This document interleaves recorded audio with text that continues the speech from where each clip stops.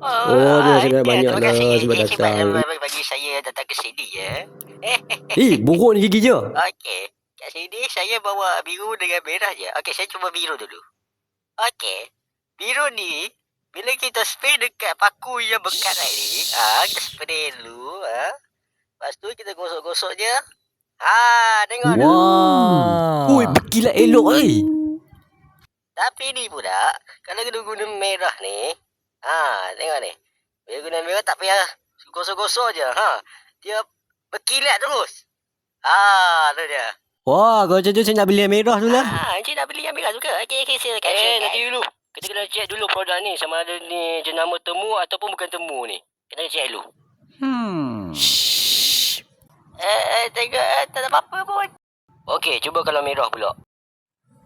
Rasa aneh dengan merah ni ya. Apa ni? Apa ni? Tengok ni bro, dia masak jenama temu ni.